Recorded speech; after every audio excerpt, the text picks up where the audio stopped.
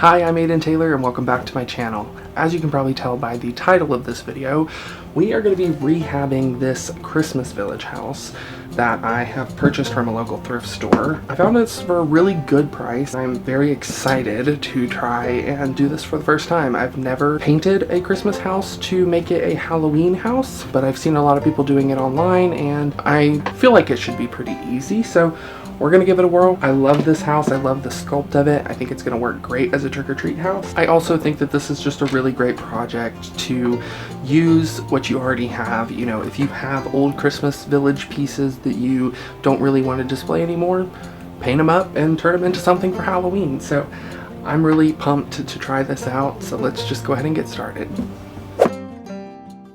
Here's a closer look at the house before I have done anything to it. As you can see, it's a beautiful sculpt, but the paint job definitely needs some work. I think we can fix this. Since I'm too indecisive on choosing colors, I decided it was best to look up a reference picture, and I landed on this one here, which is actually the Halloween Victorian house by Department 56. The first step before I can paint anything is to remove all of the embellishments from the house, meaning the garlands, the wreaths, the tree, and I was able to do this with just a pair of needle nose pliers, and I really just kind of ripped everything off. The Christmas lights, however, definitely were not the easiest to remove. As you can see, I am definitely struggling here. Now that I have everything completely removed, it's time to start painting.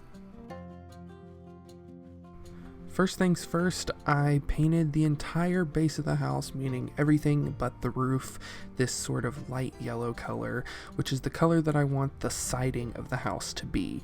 I figured it'd be better if I painted everything the same color so that I can see all of the trim and details of the original sculpt, so that way I have a better idea of where to paint my details.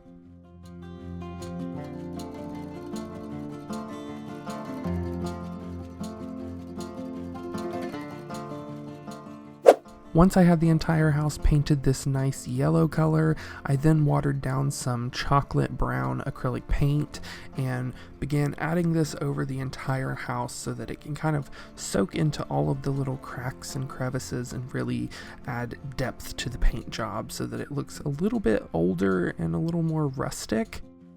That's honestly one of my biggest pet peeves when it comes to Department 56 houses is a lot of the trick-or-treat houses just look a little too pristine for my liking. I feel like they need a little bit of weathering to make them look that much more realistic.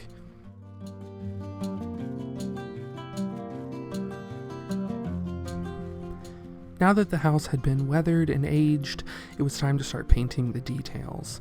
Now, I did not anticipate this paint job taking quite as long as it did.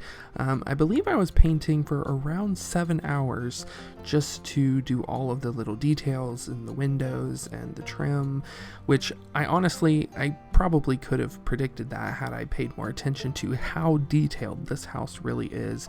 If I had picked something maybe a little simpler, it probably wouldn't have taken quite as long. But just so you know, if you're going to paint a ceramic house like this, it's probably going to take a while, and I'm warning you now, none of your paintbrushes are small enough.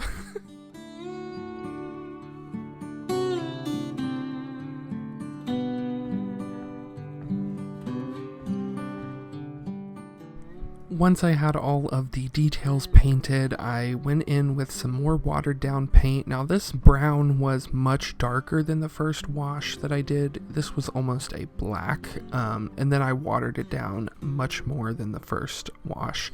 Now I'm just applying this to the rocks around the bottom of the house because I wanted to bring out the detail and make them look kind of dirty and grungy, and I really love how this effect turned out.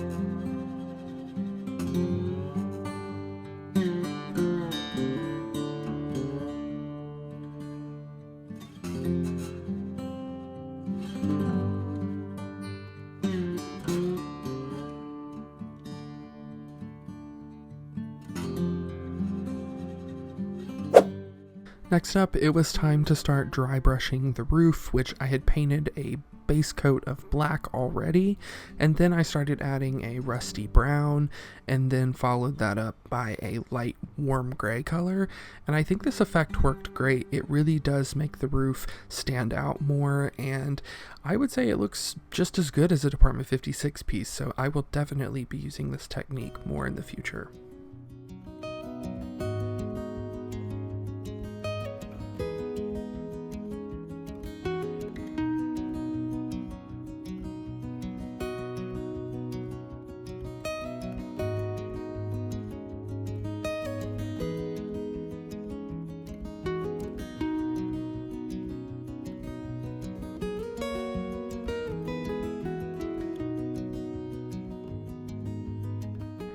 Next up, it was time to add leaves. Now, I did this by mixing 3 different shades of orange and yellow on my brush at the same time, sort of dipping between the 3 colors without washing my brush. And then I just dabbed this on randomly, kind of focusing on areas where I think the leaves would pile up on the roof. And I'm actually super happy with how this turned out. I was initially going to make a sort of fall leaf confetti to sprinkle on to the roof, but I'm glad that I painted it because this was so much easier and I think it looks just as good. So I again will definitely be using this technique again in the future.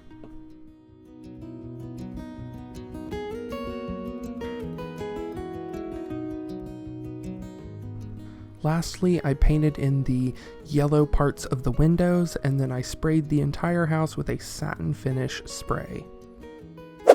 Once the paint job was completely finished, it was time to add lights. I was able to do this by running them through the bottom of the house and out through one of the holes that was left from the Christmas lights. Then I pulled out my sparkly orange pipe cleaners and I began wrapping the lights around the pipe cleaner, trying to space them out around an inch apart from each other.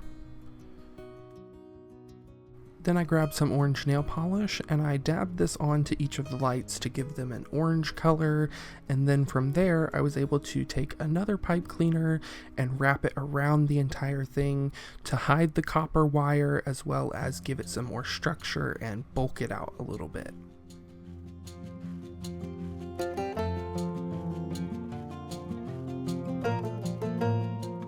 Then, using some high temp hot glue, I attached the garland to the roof line of the house.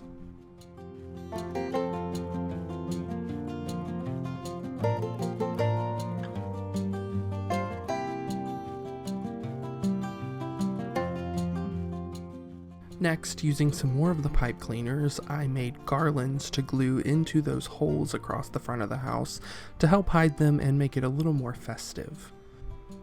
I then put the rest of the lights inside the house and cut up a black glittery bottle brush tree to use as shrubs for the front of the house.